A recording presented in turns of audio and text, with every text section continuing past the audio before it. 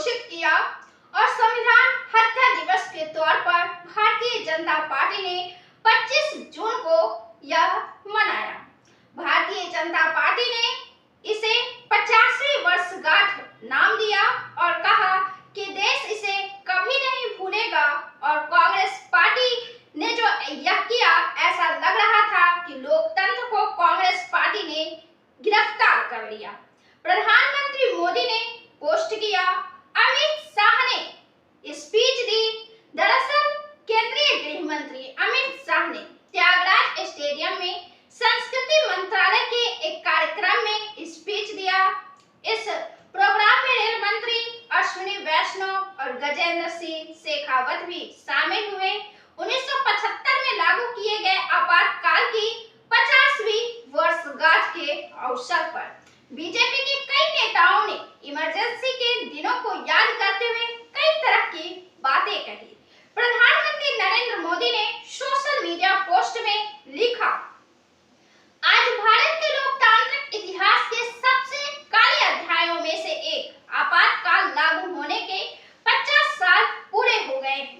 भारत के लोग इस दिन को संविधान हत्या दिवस के रूप में मनाते हैं। इस दिन भारतीय संविधान के मूल्यों को दरकिनार कर दिया गया, मौलिक अधिकारों को निलंबित कर दिया गया, प्रेस की आजादी को खत्म कर दिया गया और कई राजनीतिक नेताओं, सामाजिक कार्यकर्ताओं, छात्रों और आम नागरिकों को जेल में डाल दिया गया। ऐसा लग रहा था जैसे उस वक्त सत्ता में बैठी कांग्रेस सरकार ने लोकतंत्र को गिरफ्तार कर लिया हो। उन्होंने कहा कि कोई भी भारतीय कभी नहीं भूल पाएगा कि किस तरह से हमारे संविधान की भावना का हनन किया गया, संसद की आवाज को दबाया गया और अदालतों को नियंत्रित करने की कोशिश की गई।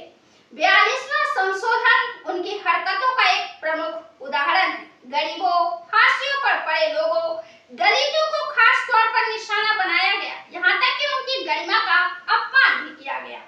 दरअसल यह कमेंट प्रधानमंत्री मोदी ने तब किया है, एक ऐसी राजनीतिक माहौल, राजनीतिक पृष्ठभूमि में किया है जब राहुल गांधी संविधान सुरक्षा की बात लगातार जोर शोर से कर रहे हैं। बिहार हो, उत्तर प्रदेश हो, देश के तमाम राज्यों में राहुल गांधी एक मुद्दे पर अडिग खड़े हैं और वे लगातार यह बयान दे रहे हैं कि भारतीय संविधान को बचाना है, जिसे लेकर प्रधानमंत्री मोदी लगातार आपातकाल की याद दिलाते हैं और यह बताते हैं कि ये वही कांग्रेस है जिसने संविधान की मान मर्यादा का हनन किया, संविधान की भावना का हनन किया और आपातकाल लगाया गया, इमरजेंसी लगाया गया। वे यह भी कहते हैं कि हाशिए पर गरीबों और हाशिए पर पड़े लोगों और दलितों को खास तौर पर निशाना बनाया गया। आज राहुल गांधी गरीबों, हाशिए पर पड़े लोगों और दलितों की बात को लगातार जोर शोर से उठा रहे हैं, काफी दमखम से उठा रहे हैं। राहुल गांधी की आवाज की वजह से ही देश में जातीय जनगणना किया जा रहा है, वरना जातीय जनगणना पर भारतीय जनता पार्टी इसके विरोध में कई तरह की बयानबाजियां कर चुकी है, कई तरह के बयान भी दे चुकी है।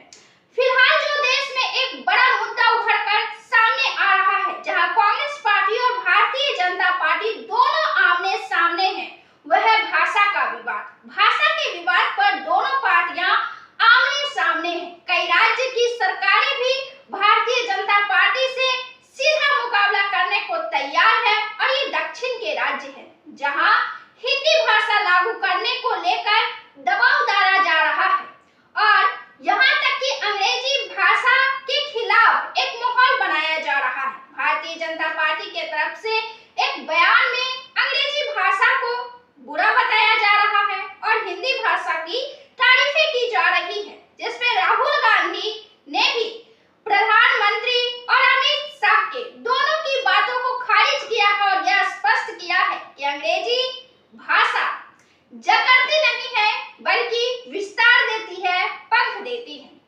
अंग्रेजी भाषा ही है जिसकी वजह से आप तमाम देश दुनिया की जानकारियां हासिल